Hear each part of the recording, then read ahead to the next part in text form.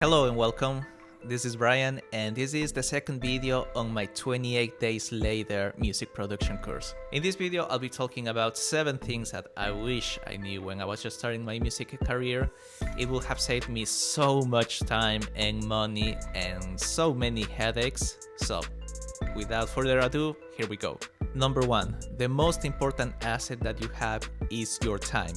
Not money, not equipment that you have, but your time. Because the only way that you're gonna become good at anything you want to do, like whether it's a music producer or maybe a painter, the only way is just practice, practice and more practice. One of the easiest ways to waste your time and money is by buying shit that you don't need, which takes me to my second point. Don't buy expensive equipment or software just for the sake of it.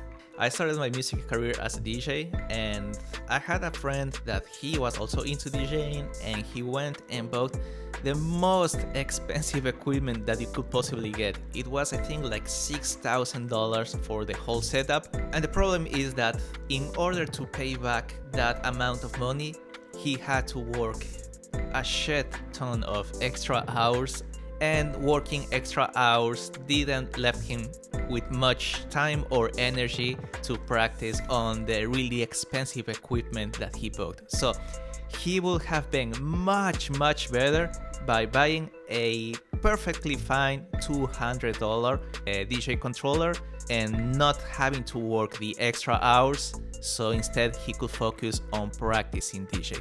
Nowadays there are so many tools that are available for really cheap or even free.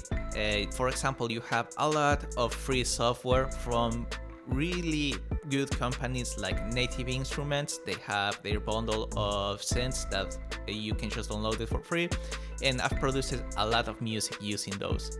You have free sounds in the form of sample packs. If you are into hip-hop music production, you can check something like Cymatics. They are killing it right now with the sample packs. There's also some really good hardware that you can buy for really cheap if you get it used. Like, for example, I have this Ableton Push 1. I bought it like 3 years ago for like $300, and it's been perfect for me. Honestly, I cannot ask more of a MIDI controller. While we're on the topic of money, let's talk about number 3. Don't waste your money going to college. Instead, pay for private lessons. Now, hear me out. I'm not saying that going to college is a complete waste of your time and your money. Certainly, you can get a lot out of going to college, like connections. You can get a degree. You can get the experience of people that have been doing this professionally for a long time. But if you have to get yourself into thousands, tens of thousands of dollars in debt just to be able to pay for college, and especially if you are not 100% sure on what path exactly to follow in your music career, you are gonna be much better just either learning by yourself, and once you have learned some of the basics, at least by yourself, try to find some private tutors that can help you, guiding you on your way to become a music producer. And even if you go to college, you are really not guaranteed an excellent education. As I mentioned in my first video, I really wasn't able to afford going to college, but I've met many artists that they did, and most of them actually really regret going to study in college. Even when they went to top music schools like Berkeley, they said that it was a really good experience and everything, but getting into tens of thousands in student loan debt wasn't really worth it. Number 4, if you want to become a professional, then act like one. What do I mean by this? Like, for example, you have set yourself 1 hour a day to practice every single day, right? You treat that hour as if it was your actual job. Would you tell your boss that you didn't go to work because you wanted to spend time with friends or maybe just chill at home and play video games? No, right? If you have decided that you are gonna practice Monday through Friday from 6 to 8 p.m., then you are gonna practice Monday through Friday from 6 to 8 p.m. Nothing else matters. I know this sounds selfish, but if you really want to become a professional, then you have to treat your musical career as a priority and not as a hobby that you do whenever you have free time. Number 5, don't half-ass your practices. When I was just starting, it would be really normal for me to just lie down in bed with my laptop and just try to play around and see what happens. But the thing is that I already had this keyboard that you see here is one of the very first things that I bought. And also I had 1 or 2 other MIDI controllers. But instead of sitting down at a table and connecting all my gear and try to produce a song from beginning to end, instead I will just, play around with sounds and waste time in ideas that really went nowhere. This led me to have a folder full of ideas, most of them which were pretty useless.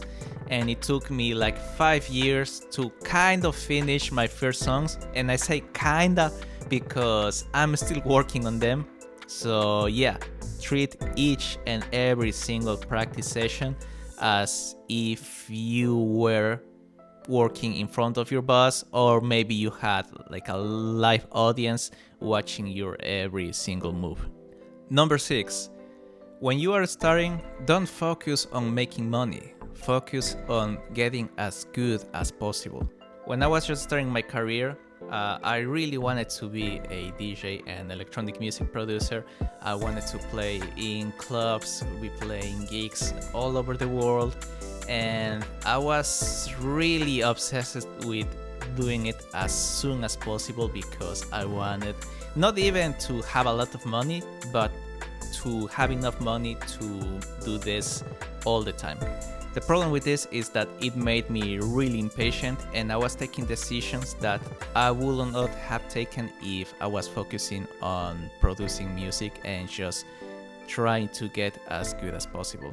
So I would recommend you, at least the first year, to worry only about learning as much as you can, and also to explore different areas of music production, just so you can start deciding what you want to do for the rest of your life. This is not a decision that you should take it lightly, but of course don't take your whole life to determine this. And 7th and last tip, take care of your physical and your mental health. This is really important, and this is something a lot of professional producers actually don't do. Trust me, there is nothing worse than just wanting to sit down and just create music and having some excruciating pain that won't let you. Your mental health is also as important, if not more, because if you're someone that suffers from, let's say, depression or really any sort of mental illness, that's really gonna get in the way of your music production. Like for example, I suffer from depression, and some years ago I will just spend my days like in bed, not wanting to do anything, just because it was such a battle to just get out of bed and try to do something. And while I kind of like the music I was creating back then, but it was just that, ideas. There's a huge difference between an idea and a finished product that is good enough that you will have people wanting to pay for it.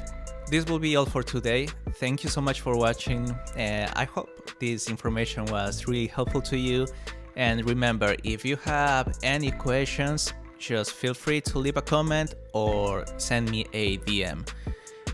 Please follow me on Instagram, and you can subscribe to my YouTube channel for more videos like this, and I'll see you in the next one.